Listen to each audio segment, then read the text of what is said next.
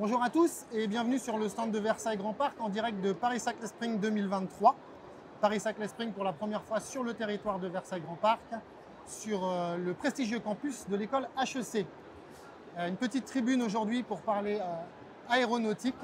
J'ai le plaisir de recevoir deux grands acteurs du territoire de cette filière et je vais les laisser se présenter. Merci, moi je suis Vanessa Auroy, maire de Toussul-Noble et vice-présidente de Versailles Grand Parc au développement économique. Et bonjour à tous, je suis Damien Fauvet, je suis le président et fondateur de la société Turbotech qui est basée à Toussul-Noble sur l'aérodrome. Et donc nous concevons des motorisations aéronautiques innovantes, biocarburants, hybrides et dans le futur sur l'hydrogène. Et on va parler de tout ça avec nos amis ici présents. Donc Toussul-Noble, un berceau historique de l'aviation française.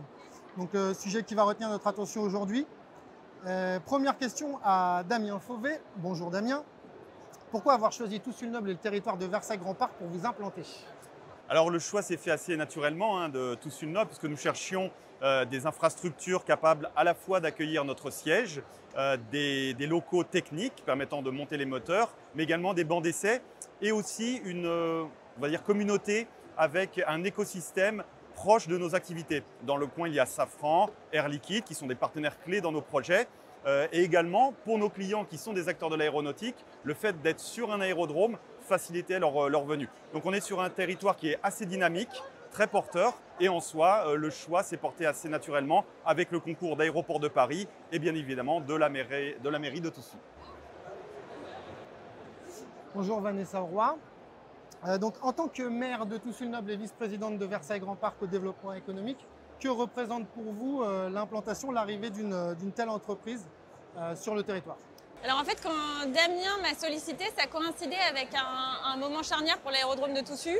En fait, c'était un moment où on souhaitait faire de cet aérodrome un aérodrome intégré dans son environnement périurbain et justement trouver des solutions d'innovation qui permettent de réduire à la fois les nuisances sonores et les émissions carbone de l'aviation légère.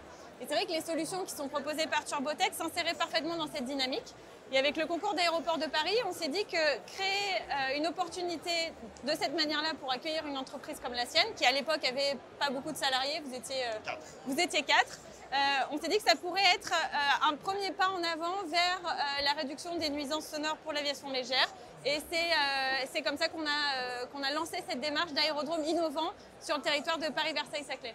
Très bien. Et justement, donc, après quelques années de recul, comment est-ce que vous mesurez aujourd'hui l'impact du développement de Turbotech sur justement cette plateforme innovante aéroportuaire?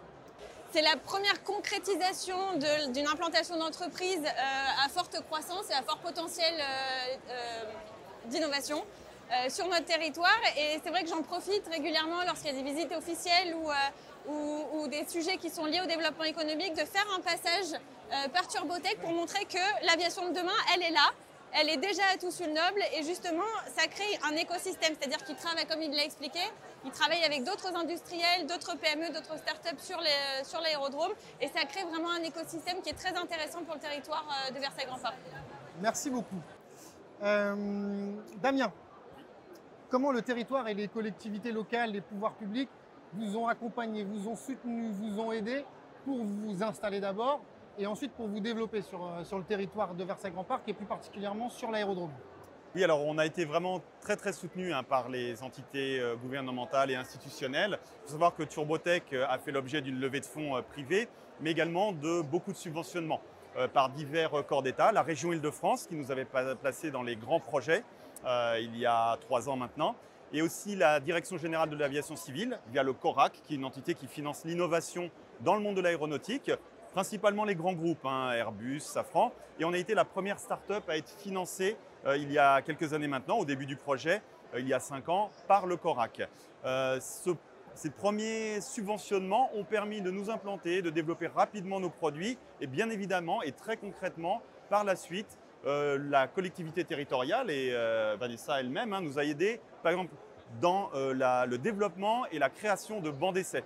C'était vraiment un challenge pour nous parce que ce sont des installations complexes. Et là, Vanessa nous a accompagnés dans ce dossier, création des demandes de travaux, de permis de construire. Tout ça s'est fait de façon assez, on va dire, alors ce sont des dossiers complexes, mais ça se fait de façon assez naturelle. Et d'ailleurs, je leur remercie encore, puisque ça a abouti très récemment et ça nous permet vraiment de nous développer, de développer nos produits entièrement sur le territoire de Toussus-le-Noble.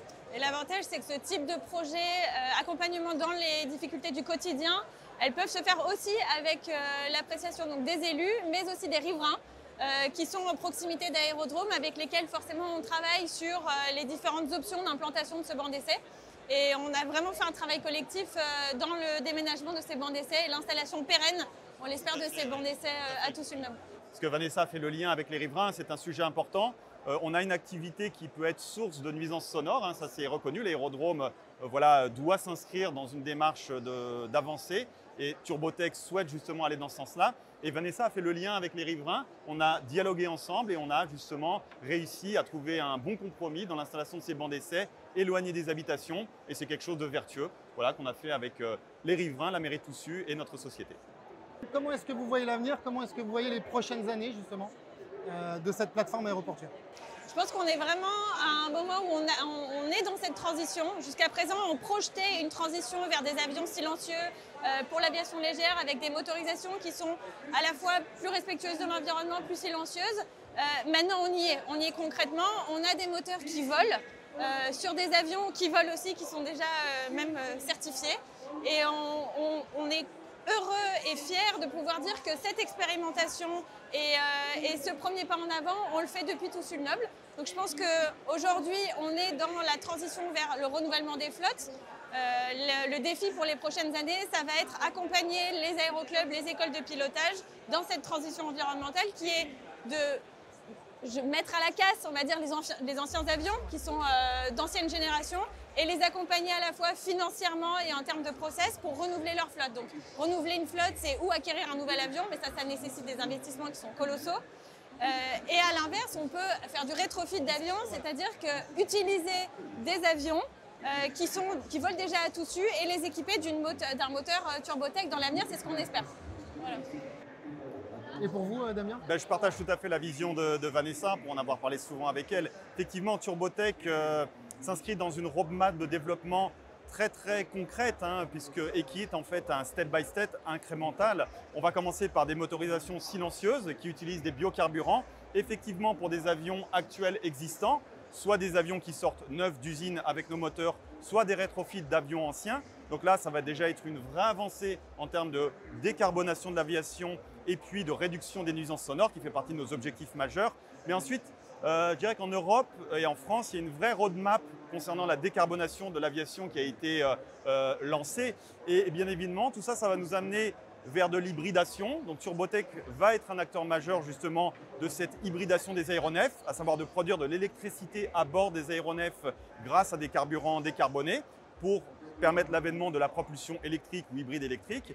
Et ensuite, assez naturellement, quand l'hydrogène sera disponible à une horizon 10-15 ans, et on travaille déjà de façon très concrète avec Safran et Air Liquide sur des projets comme ça via le consortium Biotifuel, qui inclut aussi Elixir Aircraft et Daher Socata, sur des avions à propulsion hydrogène, zéro émission de CO2 local, et puis à bien évidemment très bas niveau sonore. Donc en fait, Turbotech va vraiment s'inscrire dans une roadmap très concrète, avec des choses, comme le disait Vanessa, qui volent déjà et qui sont la première pierre de toute une transition de cette aviation vers moins d'impact sur son environnement sonore et carbone.